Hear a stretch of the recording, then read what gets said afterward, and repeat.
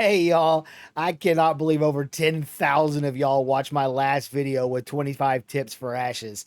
So I figured we should do it again. I sat down and wrote out 25 more. These tips are a little more advanced than the last list now that most of us have a couple of weeks in the game. So here we go.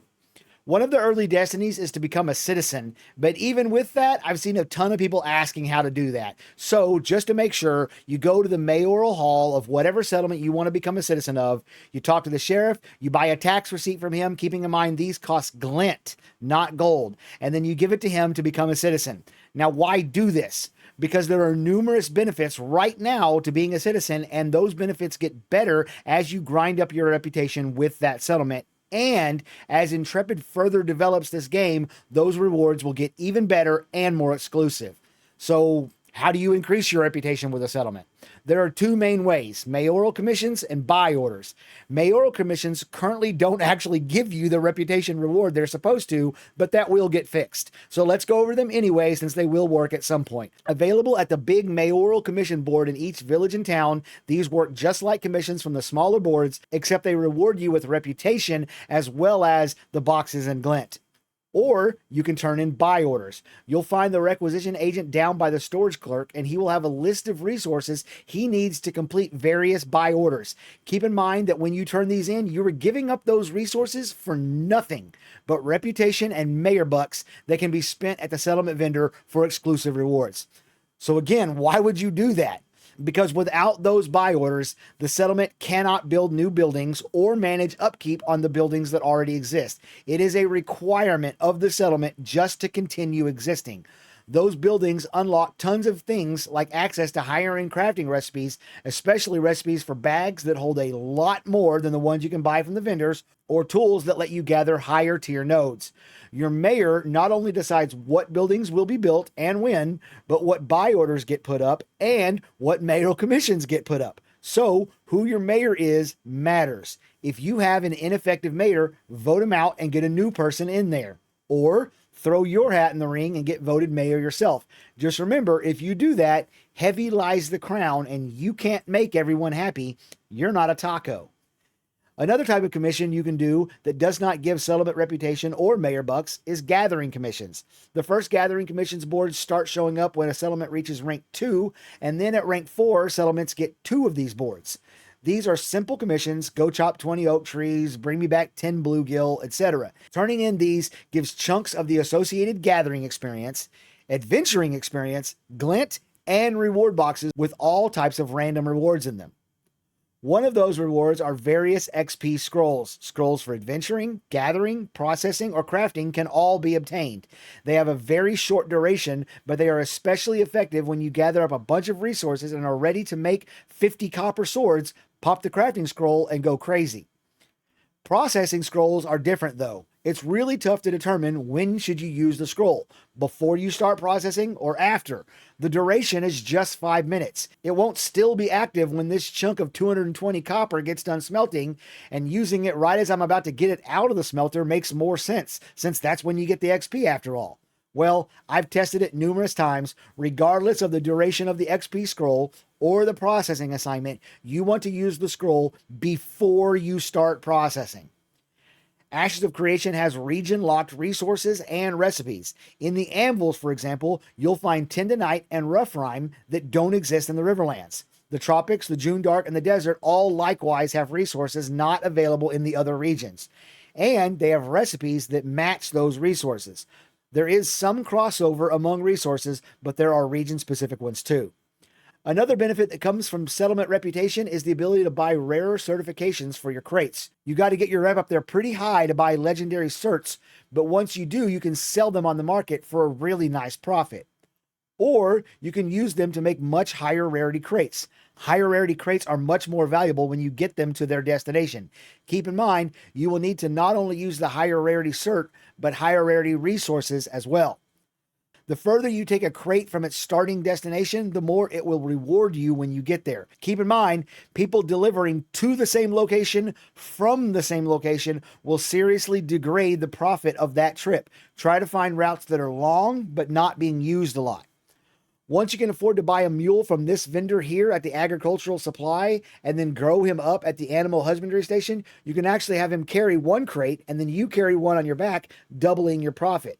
Once a journeyman animal husbandry station has been built on a settlement somewhere on the map, you can buy and raise a Moonstrider mule, which can carry 2 crates along with the one on your back.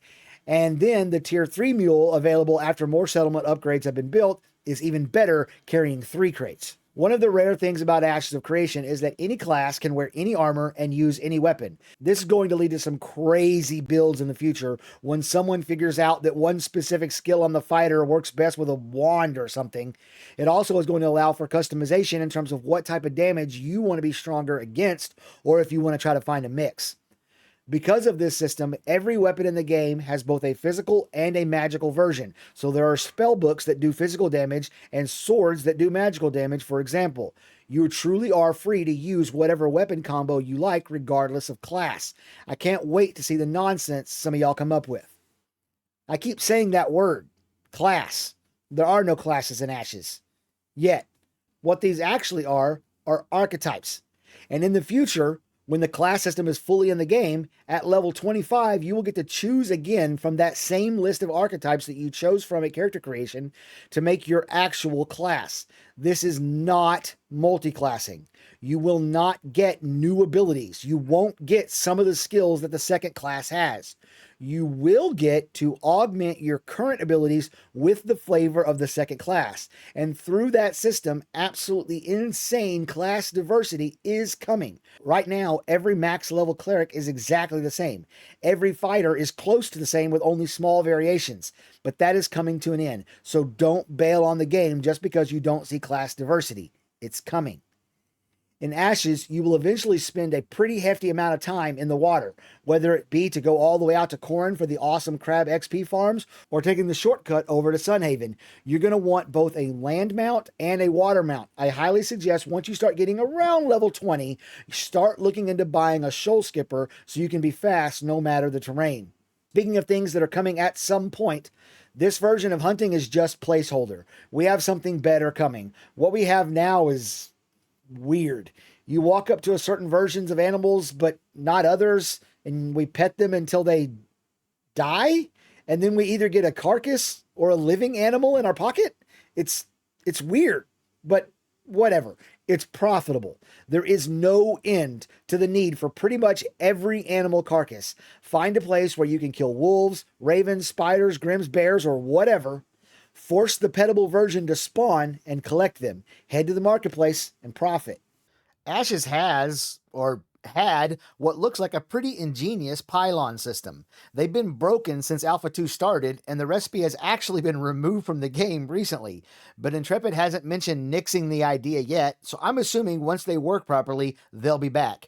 They're crafted through arcane engineering. They are deployable items that you'll place on the ground near large groups of rocks or trees or flowers, and they give you increased gathering stats while in their circle of influence. Definitely be on the lookout for them once they return. It's going to make gathering higher rarity resources much, much faster. As you kill things throughout Vera, essences and emblems will drop. At first glance, they seem of little value, and plentiful enough that vendoring them or dropping them is fine. It's not. Emblems and essences that start dropping on mobs at level 1 are highly valuable and sought after once people start hitting 25 and trying to craft top-end gear. And they are needed in bunches, so no matter how many you have, it's not enough. Now, there is obviously an LFG channel in Ashes, and trying to find a group there or in Global can be effective. But what I've found is the most effective method is to actually go to the point of interest that you want to level in and using the shout command there.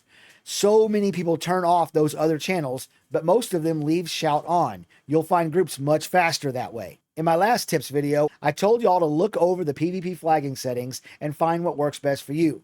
But now that we've gotten back in the game, I remember the settings that most people suggest. You go to settings, combat, PvP, and then check, uncheck. Very simply, check, uncheck. Just remember that. This will make it very hard for someone to do something to pull you into a fight that you don't want to be in, which is a good thing. Because right now, corruption baiting is very much a thing in Ashes, especially from certain guilds. They will dismount right on top of whatever you're killing to try to turn you purple so they can kill you with no consequences. or do one of several different techniques that I won't say here so that I don't spread those dirty tactics to less scrupulous people that will bait you into going corrupt, and then they get to kill you and actually get some of your gear. Be careful engaging in PvP. Know what the settings do and what will or won't flag you and others. Speaking of dismounting, it's kind of a small thing, but when you're riding your mount, if you just hit the mount summon button instead of the dismount button, your character will dismount and your mount will automatically desummon right away. Getting in the habit of using this when you don't plan on jumping right back on your mount can save your mount's life, and it might also help reduce lag in some of the cities. I'm talking to you, Jova. Crafting can be profitable in Ashes, but mostly it's only at endgame and requires spending a boatload of gold and resources just to get to that point. But there's a problem. Gear doesn't permanently break over time. Eventually, everyone will have their gear, and then you are mostly out of customers.